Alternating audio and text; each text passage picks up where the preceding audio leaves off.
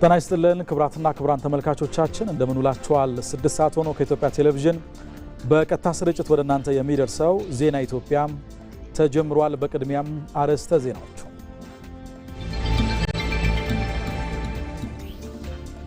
ኢትዮጵያውያን በጋራ መምከራቸው የሀሳብ ብዝሃነትን ለማስተናገድ ምቹ ሁኔታን ፈጥሯል አሉ ምሁራን።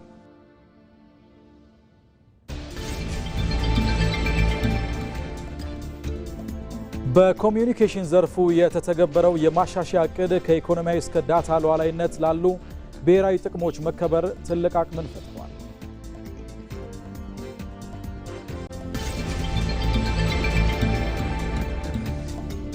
ከውጭ በቬንዙዌላ በተከሰተ ርዕደ መሬት በፍርስራሾች ውስጥ የጠፉ ሰዎች መፈለጉ ቢጠናከርም በሕይወት የመገኘታቸው ተስፋ ግን እየተመናመነ ነው።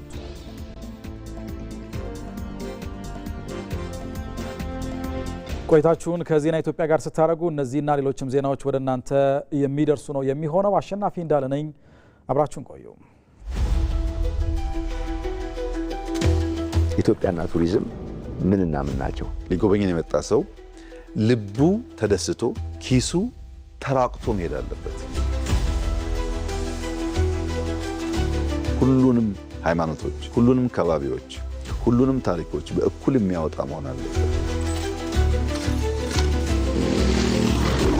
ደሰትበታለሁ፣ ይለይብኛል የሚሉት የትኛው ፕሮጀክት? ፋሲልን ዛሬ በሰራንበት መንገድ ቅርስ ጠፋ የሚል ስጋት 1% አታገኙ።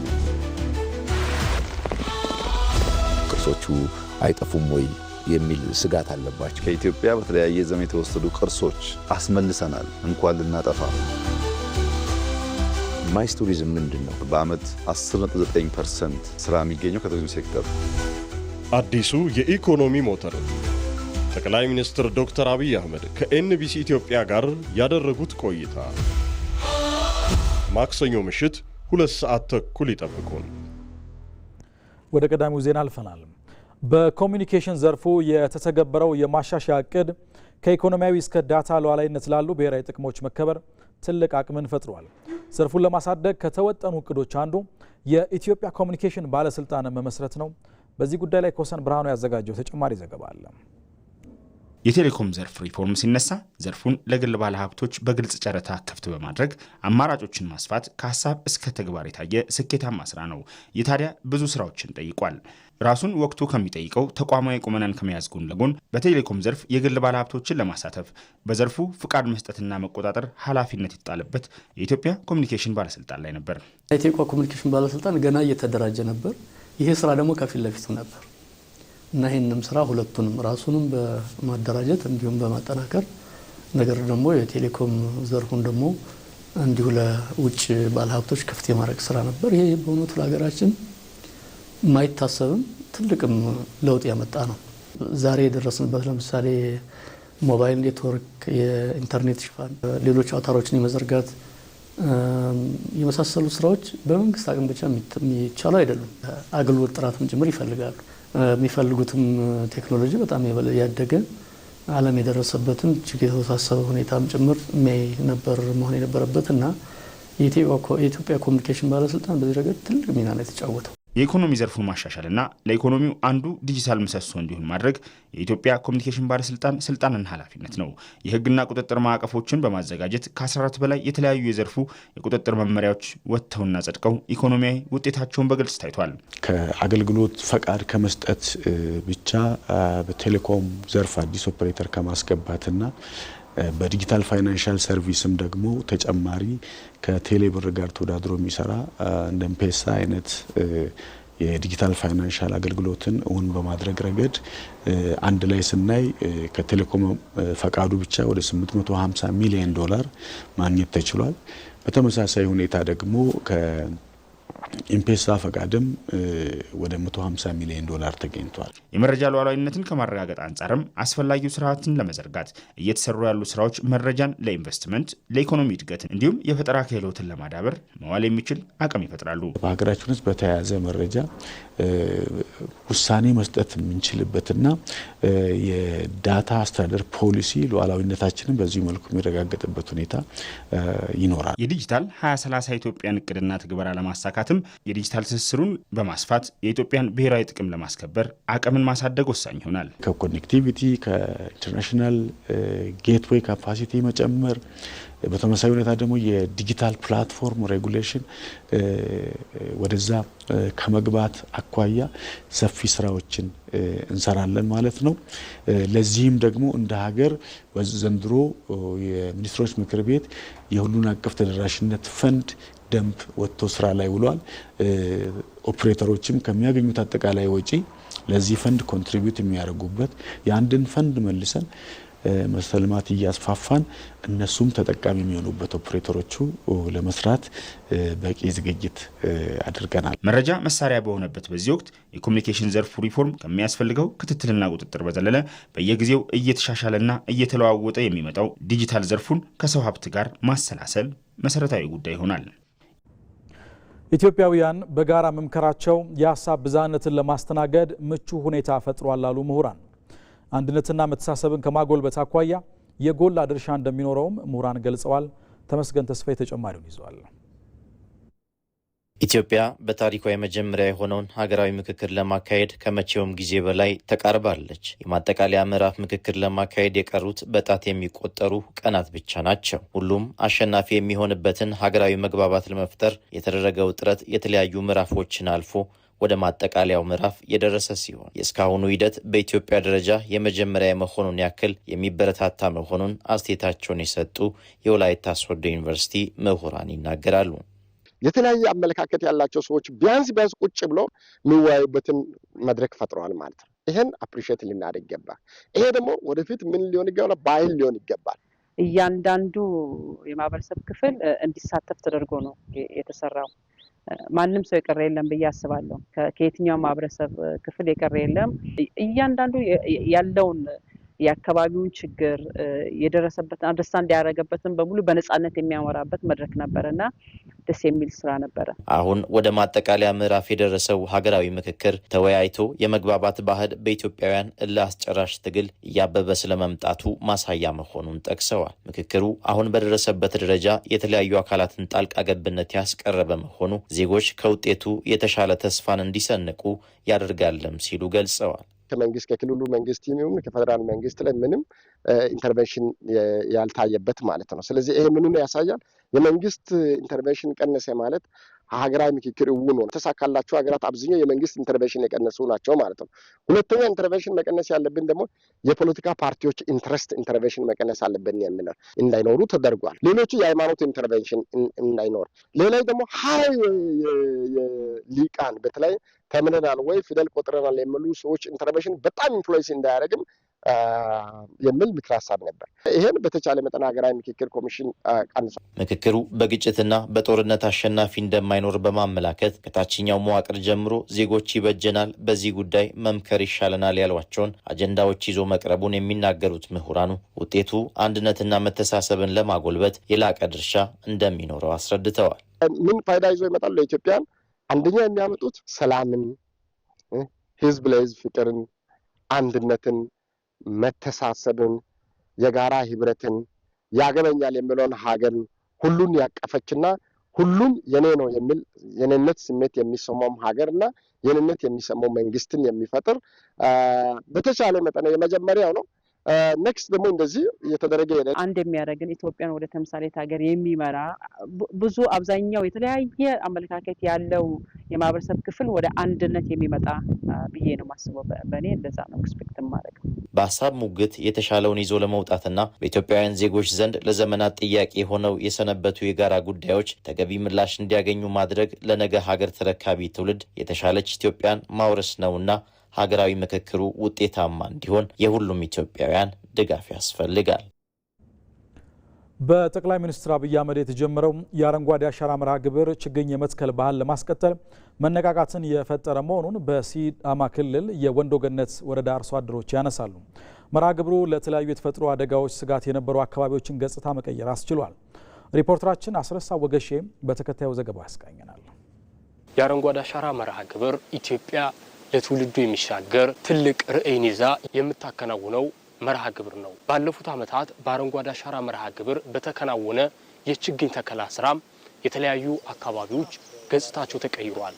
እዚህ አሁንኛ የምንገኝበት በሲዳማ ክልል ወንዶ ገነት ወረዳ ሀሩማ ቀበሌም የቡቱሌና ጫሞ ተራሮች ገጽታው በምታዩት መልኩ ተቀይሮ ነዋሪዎችም ዘርፈ ብዙ ጠቀሜታዎችን እያገኙ ነው። በተራራው ዙሪያ ላይ ያለው ገጽታ ምን ይመስላል የሚለውን ደግሞ የአካባቢው ነዋሪዎችም እንጠይቃለን።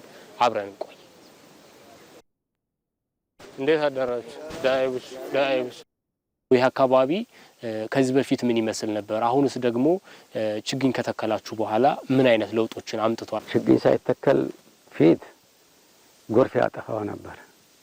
መሬቱም ደረቅ ነው፣ ሳርም አያወጣም። አሁን ችግኝ ከተተከለ በኋላ የሚወርድም ጎርፍ ቆሟል። ሳሩም እንዳያችሁ በቅሏል። 2013 ላይ ነው ተከልነው። ከዛ ወዲህ ብዙ ጥቅም አለ። ድሮ እዚህ ቦታ ገላጣ ነው መሬቱ። ከዛ ይሄ አሻራ ከጠቅላይ ሚኒስትራችን ከመጣው በኋላ የንብ ማር ቀፎ አስቀምጠን ማር እየበላን ነው። ሳሮች አድጎ ለከብቶቻችንም እየተጠቀመን ነው አለን። ለችግኝ ተከላ ማህበረሰቡ ያለው አመለካከትና ባህል እንዴት ነው? እስኪ በጣም ጥሩ ነው። እንደውም አብዛኛው እናቶች ነበሩ። ብዙ ነው ተሳትፎ፣ በጣም ጥሩ ነው። ከኛም አልፎ ለትውልድ የሚሆን ነው አሻራ ነው የተቀረጸው። እሱ ጠቅላይ ሚኒስትር ሆኖ እየተከለ ያለ እኛ እንዴት እንቀመጣለን ብለን የምናስበው እሱ በየቦታ ሴት መጀመሪያ የሚተከለው እሱ ነው። ለአፍሪካ ተምሳሌ ትሆናለች ኢትዮጵያ በችግኝ ተከላ። ኢትዮጵያ ለአፍሪካ ተምሳሌ ትሆናለች። ልምዱን ለአፍሪካ እየሰጠች ነው። ዘንድሮ በሚኖሩት የክረምት ጊዜ ላይ ችግኝ ለመትከል ምን ያህል ዝግጅት አድርጋችኋል? እኛ አሁን 59,000 ችግኝ ነው እንዲሰጠን የጠየቅነው። የጉድጓድ ዝግጅቱን እዛ ሰው ያማለ ጨርሰናል። ባለፉት ዓመታት በሀገር አቀፍ ደረጃ ለተከናወኑ የአረንጓዴ አሻራ መርሃ ግብር ስራዎች ይህ በወንዶ ገነት ወረዳ የሚገኘው የሀሩማ ቀበሌ ሕያው ማሳያ ነው። በዘንድሮ ዓመትም በሀገር አቀፍ ደረጃ 8 ቢሊዮን ችግኞችን ለመትከል ሰፊ ዝግጅት ተደርጓል። በዚህ ለራስና ለትውልድ በሚሻገር የአረንጓዴ አሻራ መርሃ ግብር ላይ መሳተፍ ደግሞ የእያንዳንዱ ዜጋ ኃላፊነት ነው። ወጣቶች በአረንጓዴ ልማት በደም ልገሳና የአቅመ ደካማ ዜጎች መኖሪያ ቤት በማደስ እያከናወኑት ያለው የበጎ ፈቃድ ተግባር የህብረተሰቡን ሁለንተናዊ ተጠቃሚነት ከማረጋገጥ ባለፈ አገራዊ የመረዳዳት ባህልን እያሳደገው መጥቷል። በጠቅላይ ሚኒስትር አብይ አህመድ አነሳሽነት የተጀመረው ይህ የበጎ ፈቃድ ተግባር አሁን ላይ በተቋም ደረጃ ተደራጅቶ በዝቅተኛ የኑሮ ደረጃ ላይ የሚገኙ ዜጎችን ህይወት እየቀየረ ነው። ሰናይት ሰይፉ በኢትዮጵያ ባለፉት ጥቂት ዓመታት የተመዘገቡት የበጎ ፍቃድ ስራዎች የኢትዮጵያን የቆየ የመደጋገፍና አብሮ የመኖር እሴትን ከማሳደግ ባለፈ የበርካቶችን ህይወት ቀይሯል። በሀገር አቀፍ ደረጃ እየተተገበሩ ያሉ ዘርፈ ብዙ የበጎ ፍቃድ ስራዎች የማህበረሰቡን ተጠቃሚነት በማረጋገጥ በዝቅተኛ የኑሮ ደረጃ ላይ የሚገኙ የህብረተሰብ ክፍሎችን መደገፍ አስችሏል። በፈራረሰ ቤት ላይ ነበርኩ። አፈር ነው ከውስጡ የሚወጣው። ወደዚህ ያመጡት አላይጦቹ ክረምት ሲሆን እርጥበቱ ሲነካው ያስቸግረናል። በጣም ይሸታል። እንዲህ ዙሬ ለመተኛት ያስቸግረኛል፣ ይሸተኛል። ለምን የሚያው ችግር ስላለብኝ ሽታ የተባለ ነገሮች ይከብደኛል። እና አሁን ደግሞ ወጣ ገባ ብዬ ሽታ የሌለው ምን የሌለው ጽድት ተብሎ እንግዲህ ላይ እስከታይ ኮርኒሱ አምሮ ግድግዳው አምሮ በቦለኬት ተሰርቶ ውሃ ገባ፣ በዚህ ወረደ፣ በዚህ ዘቀጠም አልልም። በአማረ ቤቱኛ አሁን ተደስቼ እኖራለሁ።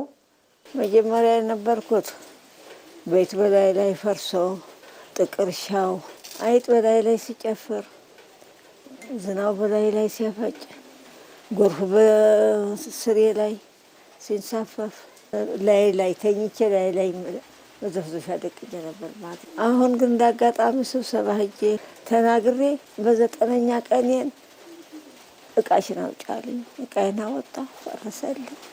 ስለበት ችግር የለኝም፣ እዚህ ደርሻለሁ። በኢትዮጵያ የቆየውን የመረዳዳትና የመደጋገፍ እሴት ምክንያት በማድረግ በመላ ኢትዮጵያ የሚገኙ በርካታ በጎ ፈቃደኛ ወጣቶች አርአያነት ያለው ተግባር እያከናወኑ ይገኛሉ። ወጣቶቹ በተለይም በአረንጓዴ ልማት፣ በደም ልገሳና የአቅመ ደካሞችን መኖሪያ ቤት በማደስ ረገድ በርካታ ስራዎችን ይሰራሉ። ህብረተሰብ ተሳትፎና በጎ ፈቃድ ማስተባበሪያ ጽሕፈት ቤት በወረዳችን በእነሱ አማካኝነት እነሱ አንድ ቦታ ስራ ላይ ለምሳሌ ስራ ቤት እድሳትም ካለ ይጠሩናል። ሁሉም በጎ ፈቃደኛ ተሰባስበን ያለው ነገር በጋራ ከነሱ ሆነን የጋራ ነው ሄደን ስራዎችን ሰርተን ቤት እድሳትም ከሆነ አረንጓዴ አሻራ ከሆነን ያከናወነን ያለ ነው። ደም በመለገስ አንዲት ዩኒት ደም የ3 ሰው ህይወት እንደሚያተርፍ ስለተገለጸና ትምህርትም ስልጠናም ጭምር ወስተን ይሄንን ነገር በበጎ ፈቃድም ከደሞ በክረምትም በበጋ መርሃ ግብርም ማይቋረጥ ስራ ስለምንሰራ ይሄ ደግሞ በጣም በቃ ጥሩ አይምሮ ንጹህ የሚያደርግ ነገር ስለሚያደርግ ሳንሰለች ምንም ሳናደርግ ማንም ደግሞ ተነስ ይሄን እንስራ እናደርግ ሳይል በልበ ሙሉነት ወተን እያከናወነን እየሰራን እንገኛለን። የአዲስ አበባ የህብረተሰብ ተሳትፎና በጎ ፍቃድ ማስተባበሪያ ኮሚሽነር ይመር ከበደ በበኩላቸው ባለፉት ዓመታት ህብረተሰቡን በስፋት በማሳተፍ የዜጎችን ሁለንተናዊ ተጠቃሚነት ለማረጋገጥ የሚያስችሉ በርካታ የበጎ አድራጎት ስራዎች ተከናውነዋል። የበጎ ፍቃድ ስራ የማህበረሰቡ አኗኗር ላይ ለውጥ ሊመጣባቸው የሚገባ ጎደሎችን በመለየት ነው። አንዱ ጎደሎ የቤት ጎደሎ ነው። ደካማዎች እንዲሁም ደግሞ የሀገር ባለውለታዎች በኢኮኖሚም ዝቅተኛ ኑሮ ደረጃ ላይ የሚገኙ የህብረተሰብ ክፍሎችን ቤት ነው የምንሰራው ማለት ነው። በ2018 ከ5000 በላይ ቤቶችን መስራት ችለናል። ማዕድ በማጋራትም እንደዚሁ የምንሰራቸው ስራዎች አሉ። የጤና ማህበራዊ ጉድለት ላይ ደግሞ የነጻ ሕክምና እንዲሁም ደም በመለገስ በከተማ ጽዳት፣ በትራፊክ በ10 ሺዎች የሚቆጠሩ ወጣቶች ናቸው በዚህ ስራ ላይ የተሰማሩት። በርካታ የበጎ ፍቃድ ስራዎችን መስራት ችለናል ማለት ነው። በጠቅላይ ሚኒስትር አብይ አህመድ አነሳሽነት የተጀመረው ይህ የበጎ ፍቃድ ተግባር አሁን ላይ በተቋም ደረጃ ተደራጅቶ በርካታ ለውጦች ማምጣት ተችሏል። ክቡር ጠቅላይ ሚኒስትሩ የጎረቤቶቻቸውን ቤት በማደስ አዋሬ ላይ የአንዲት አቅመ ደካማ ቤት በማደስ የተጀመረ ፕሮግራም ነው ማለት ነው። ከዛ እየሰፋ ወደ ስርዓት መጣ ማለት ነው። ከአዲስ አበባ አኳያ መልክ ያለው ነው። ተቋም ተፈጥሮለታል። በተደራጀ መንገድ ከላይ እስከታች ማህበረሰቡን በማሳተፍ የሚሰራ ነው። ስለዚህ ከዚያ አኳያ ካየ ነው አሁን በርካታ ለውጦች እየመጡበት ያለ የመረዳዳት፣ የመደጋገፍ፣ የራሳችንን ችግር በራሳችን የመፍታት፣ የራሳችንን ጎደሎ በራሳችን የመፍታት ጉዳይ መሰረታዊ ሊባል የሚችል ለውጥ እየመጣበት ያለ ነው። እርስ በርስ መደጋገፍና መረዳዳት የኢትዮጵያውያን ቀዳሚ እሴት በመሆኑ ይህ በጎ ተግባር ተጠናክሮ ሊቀጥል ይገባል። በሰባተኛው ጠቅላላ ምርጫ ተሳታፊ የነበሩ ተፎካካሪ ፓርቲዎች ከምርጫው በርካታ ተሞክሮችና ልምዶች ያገኙበት ሆኗል። ምርጫው የተሻለ ዲሞክራሲያዊ ልምምድና የሀሳብ ልዕልና የታየበትም ነበር። ሩት ወርቁ ተጨማሪውን አዘጋጅታለች።